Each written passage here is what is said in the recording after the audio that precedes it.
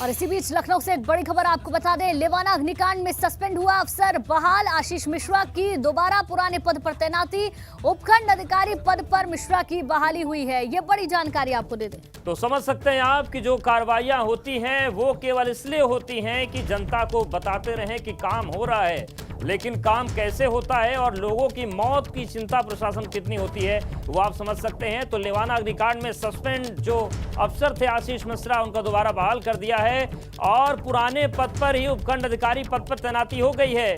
तो ये इस वक्त की बड़ी खबर है और ये खबर बताती है कि आम आदमी की जान की कीमत सिस्टम में कितनी होती है। बिल्कुल, तो ये बड़ी जानकारी आपको लखनऊ से दे दें। लेवाना अग्निकांड जिसमें कई लोगों की जान चली गई थी दम घुटने की वजह से, और जिस वक्त यह हादसा हुआ था उस वक्त मुख्यमंत्री भी पहुंचे थे, डिप्टी सीएम भी पहुंचे थे और साथ ही साथ एक चेकअप रूटीन भी चलाया गया था कि इस तरीके के होटल्स जो कि पूरी तरीके से कॉम्पैक्ट पैकिंग के साथ हैं उनकी जांच कराई जाए और ऐसा हादसा दोबारा ना हो। लेकिन बड़ी जानकारी यही है, लेवाना अग्निकांड में जो सस्पेंड हुए अफसर थे उन्हें बहाल कर दिया गया है।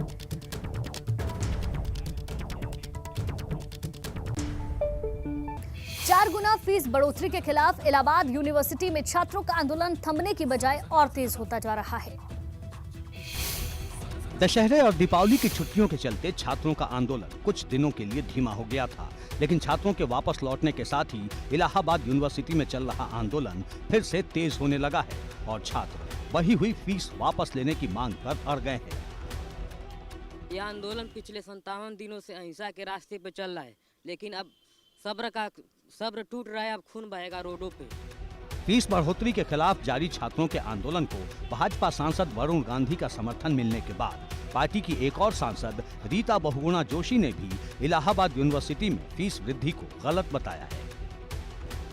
मैं इतनी बड़ी बढ़ोतरी के विरोध में हूँ। थोड़ा बढ़ाया जा सकता था, लेकिन उसे धीरे धीरे बढ़ाया जाना चाहिए। इलाहाबाद सेंट्रल यूनिवर्सिटी ने 2 महीने पहले ही 4 गुना तक फीस बढ़ा दी थी, जिसके अगले दिन से ही छात्र आंदोलन कर रहे हैं और 57 दिन बीत जाने के बाद भी फीस के मुद्दे पर ना तो यूनिवर्सिटी प्रशासन पीछे हटने को तैयार है और न ही छात्र। ग्रेटर नोएडा में अपनी मांगों को लेकर धरना दे रहे किसानों और पुलिस के बीच झड़प हो गई। अपनी कई मांगों को लेकर दादरी एनटीपीसी प्लांट के बाहर किसान कई दिनों से धरना दे रहे थे, जहां आज पुलिस और किसानों के बीच तीखी नोकझोंक हो गई। धरने में महिलाएं भी शामिल थी। तभी अचानक पुलिस ने किसानों के ऊपर पानी की बौछार कर दी।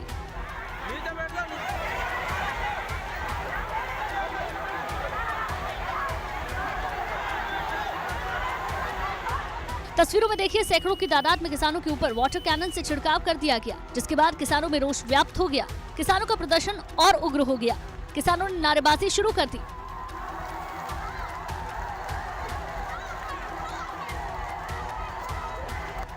देखते ही देखते धरना प्रदर्शन में तब्दील हो गया और किसानों ने धरना स्थल से ना हटने की ठान ली।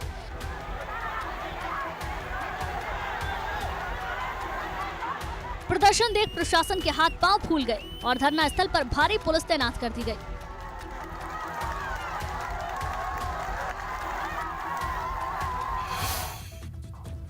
मोरबी जिले में मच्छू नदी पर बना केबल ब्रिज हादसे में अब तक 135 लोगों की मौत की पुष्टि हो गई है। खोज और बचाव का काम अब भी जारी है, जिसका जायजा लेने खुद प्रधानमंत्री गुजरात के मोरबी पहुंचे और सबसे पहले मौत के उस पुल के सामने गए जहां से सैकड़ों लोगों की जान चली गई थी।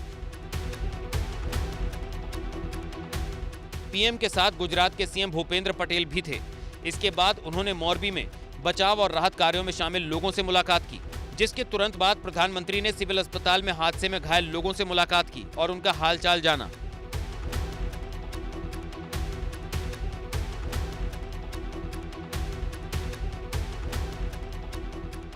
अस्पताल में घायलों से मिलने के बाद पीएम एसपी कार्यालय पहुंचे, जहां उन्होंने ताजा स्थिति की समीक्षा के लिए हाई लेवल बैठक की।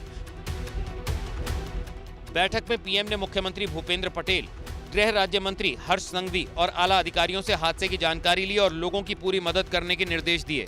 बैठक में 2 नवंबर को प्रदेश में राजकीय शोक रखने का फैसला किया।